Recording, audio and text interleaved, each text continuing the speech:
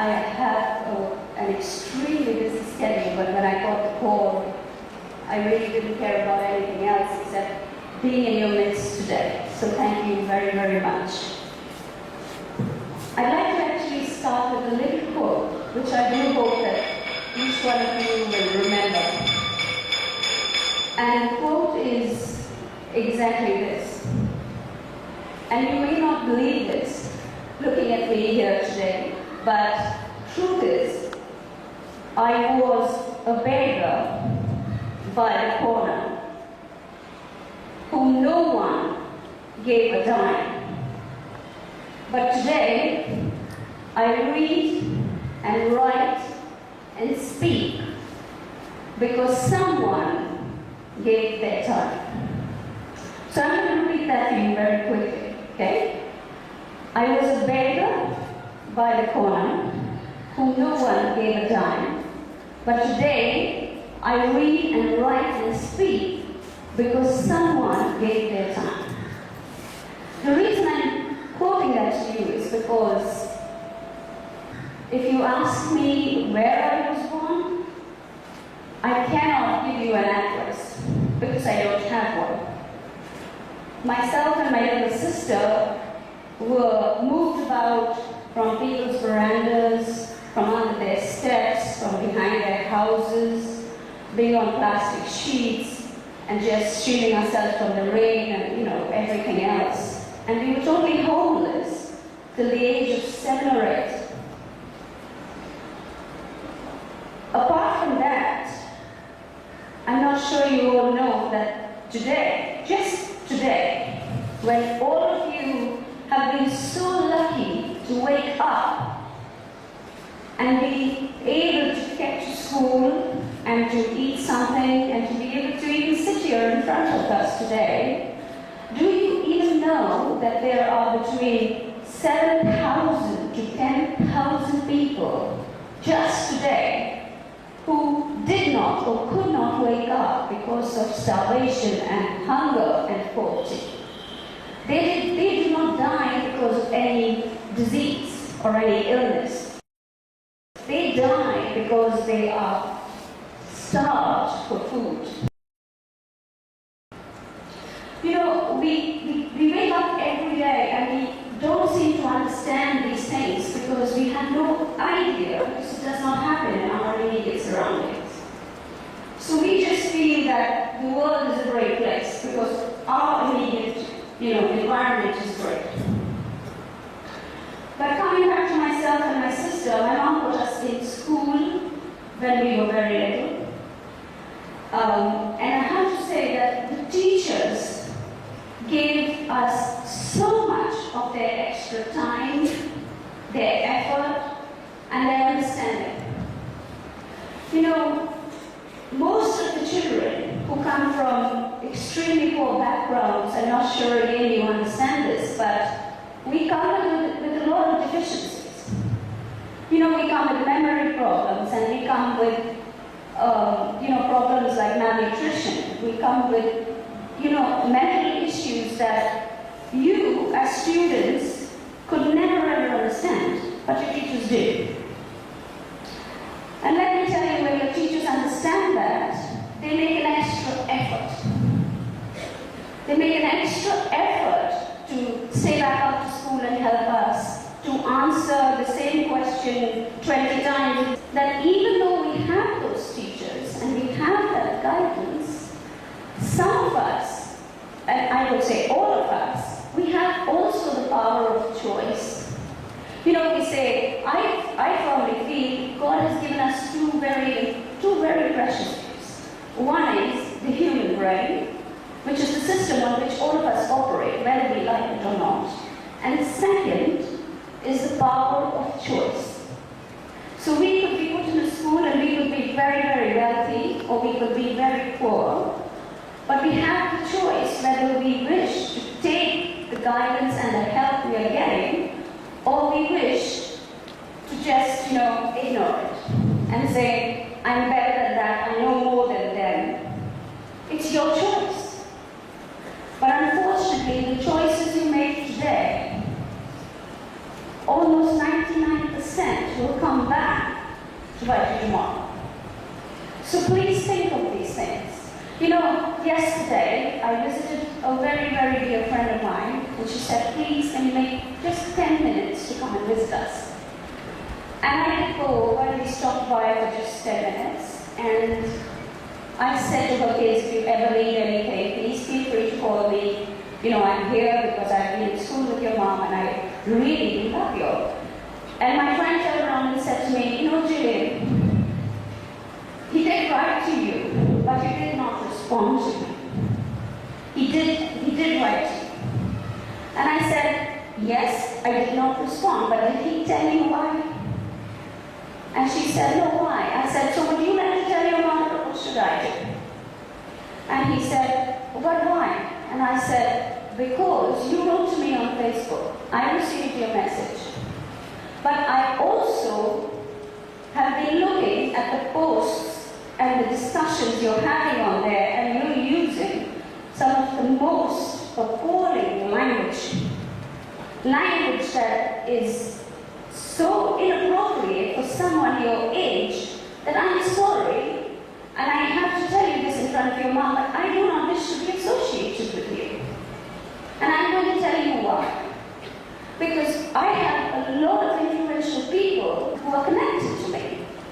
And if they see that I'm associating myself with someone like you, they will disassociate themselves with me.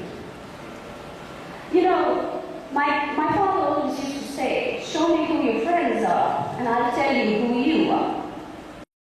Every time I joined the bank, people looked at me like, let us see. You know, has she got good behavior patterns? Is she a decent human being? Is she ethical? No? Oh yes. And every time they judge you on that, you always judge on that. Be it for an interview, be it, you know, for a business deal that you're going for, be it for anything. Your credentials matter. I know many people in our society say, people don't feed me and support me, so who are they to talk about me? Well, you'll be very surprised in the big world out there. Your reputation will precede you wherever you go, whether you like it or not. Every deal that comes to you, every job that comes to you, and everyone who respects you will always look for your references, look for your family background, look for who you have become. And I have said this to this boy yesterday. Next year, I want to see an improvement, and I want to see how much you've changed. I know that I'm your mom's friend, and I want to be associated with her, but I'm sorry, I don't want people telling me, Julie, you're actually associating with a family or a person who, you know, isn't very nice. And he said, I'm sorry, I'll improve. I said, you have the choice. You don't really have to. You can continue. So you need to think about this. You know, most of us, sadly enough, because of our pasts, we operate, and I won't get into that today, but we operate on our subconscious minds, or some people call our unconscious minds, which is actually our memory bank. And our memory bank is what stores our past memories and our past experiences. And sadly enough, whenever we do a task, or we are asked to do a task, we always go back to our memory banks and we think, can we do this? And we always act inappropriately. We need to be conscious of that, very, very conscious of that.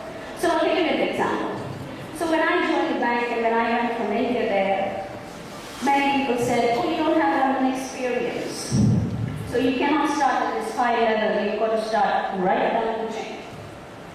I felt I was as good as anybody in that bank, but I was told, no, you don't have London experience, so you've got to start right there. So initially, for the first year, I was asked, can you bring us a bottle of water? Could you hold my coat? You know, many people would say, I'm coming from a very dark place, and I've risen up the ranks in Bank of America here, and now I come to London, and they're treating me so badly out there, right?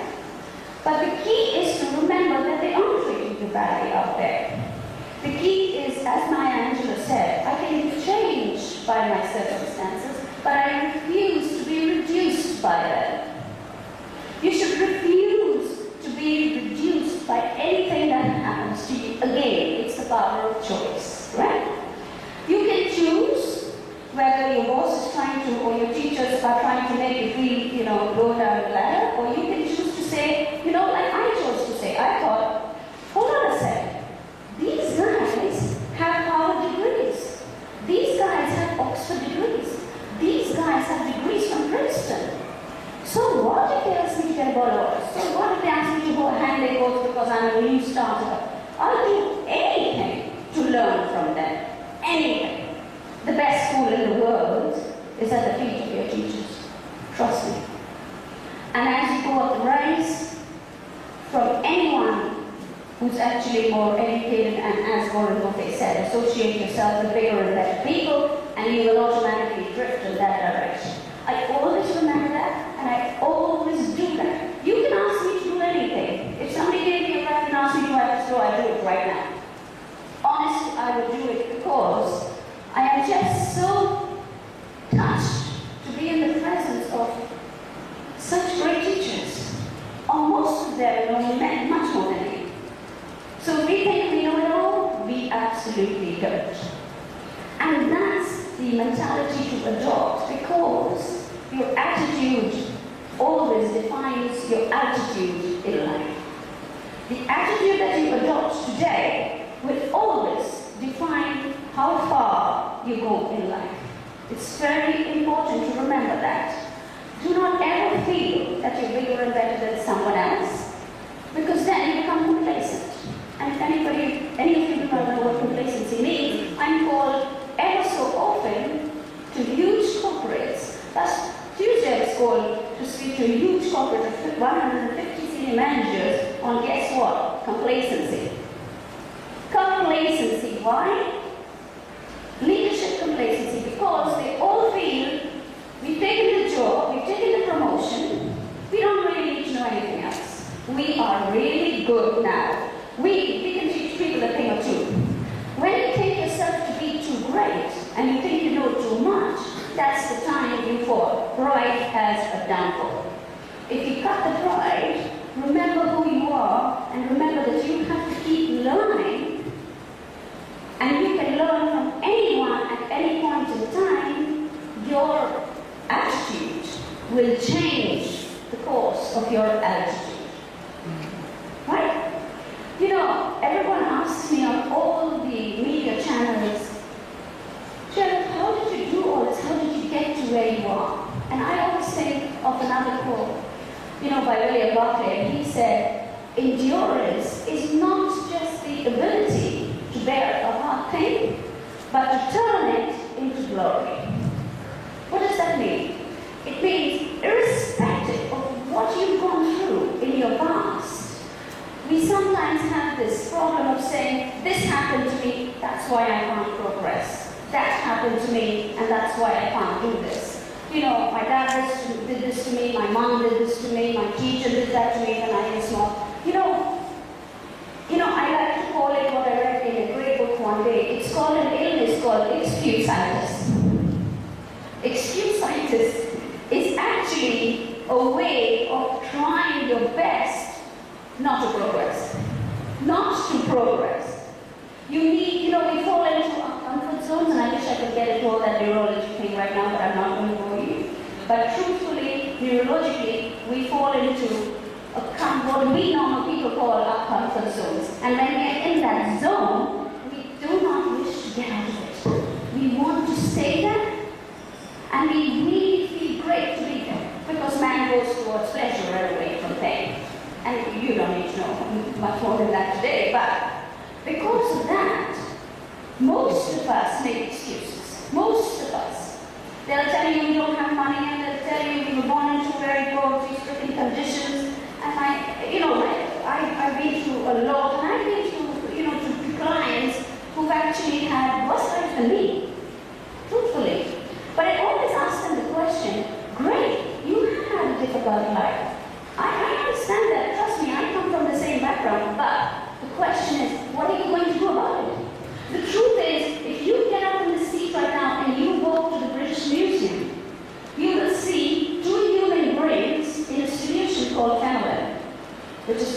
the richest all human brains in the British Museum. If you look and if you sit down by those jars of phenolin, you will see that both the brains, even if you sat there for 10 years, you would never be able to differentiate the difference between those two human brains. Why? Because God has truly created us in His own image, every inch of the way.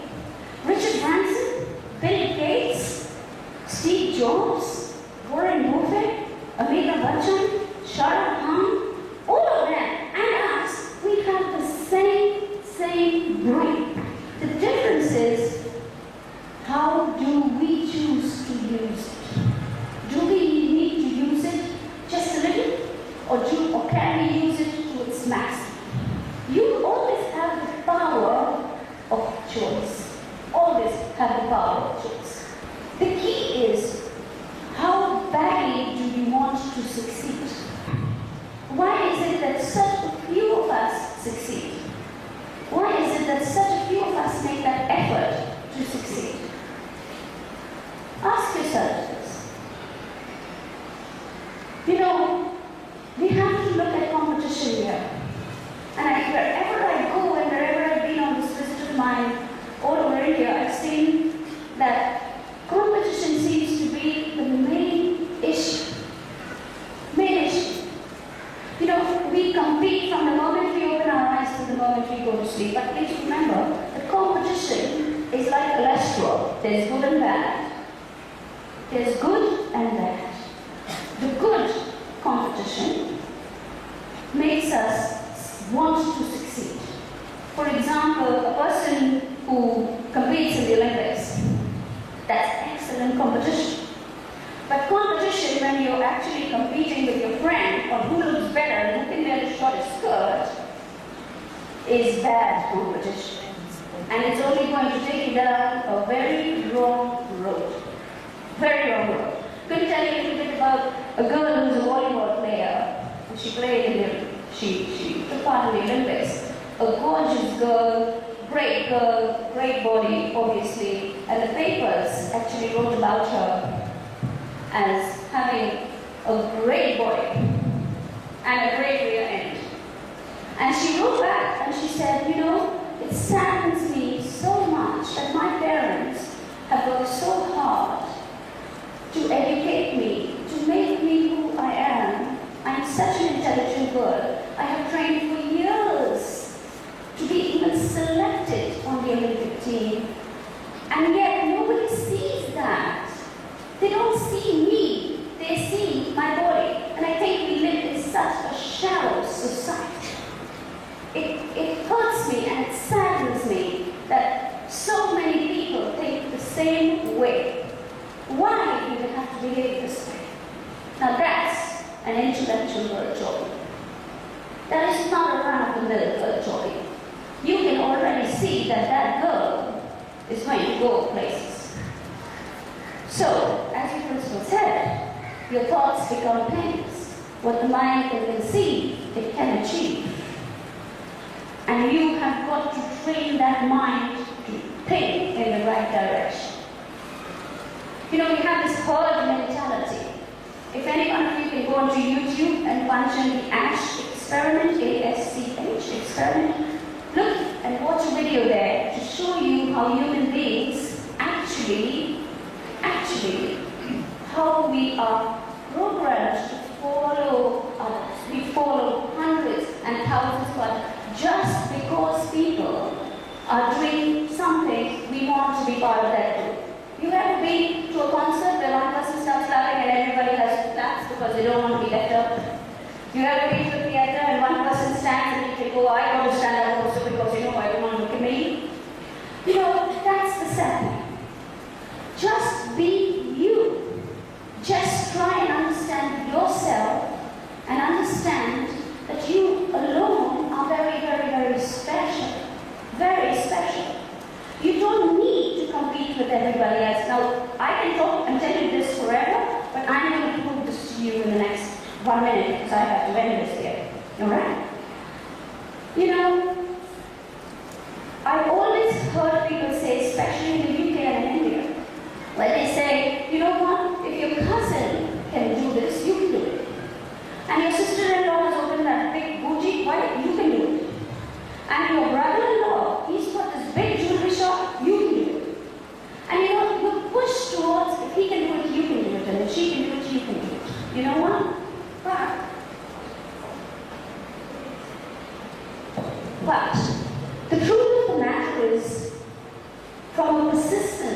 perspective, yes, we are all capable of doing a lot.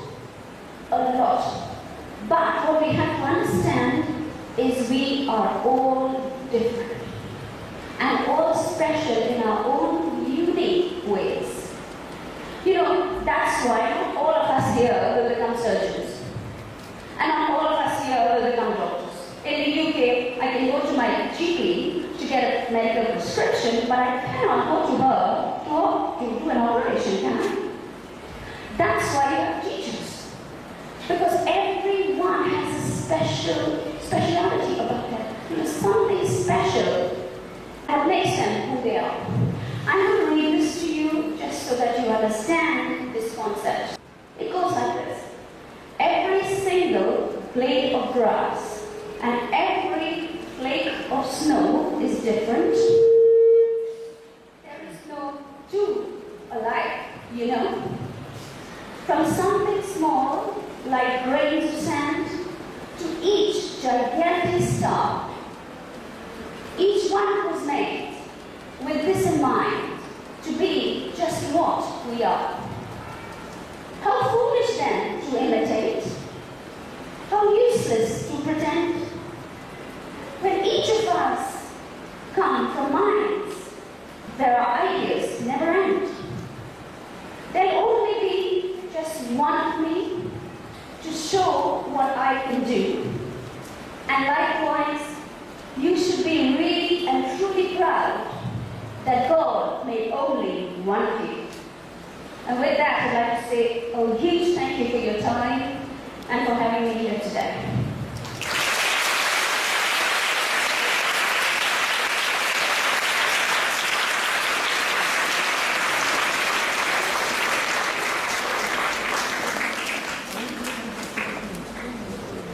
Good morning, teachers, my friends, and special guests for making time out of this session for being here. Ms. Jalil, your speech was truly beautiful and inspiring. Thank you for making us aware of the poverty in the world. As the youth of today, you will surely do something about it. It's true, our choices make us who we are.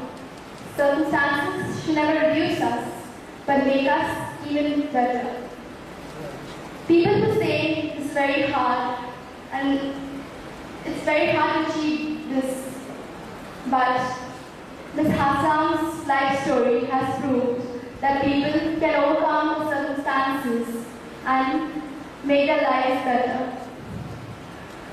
We are only one, and we should not pretend to be like others. I hope Ms. Haslam's words have not only touched me, but every girl in this hall. So, on behalf of all the students of Loreto Bobazar and the people in this hall, I would like to give Ms. Haslam a small token of gratitude.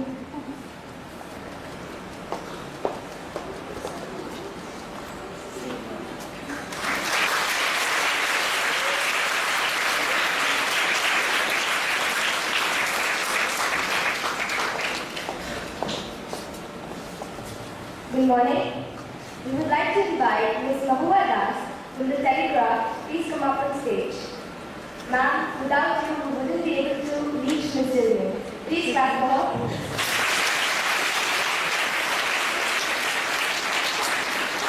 Thank you very much.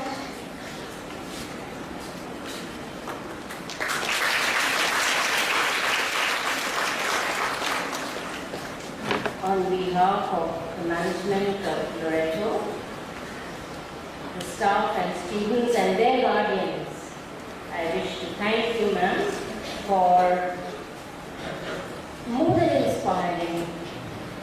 You're not speaking from your mind, you're speaking from your experience.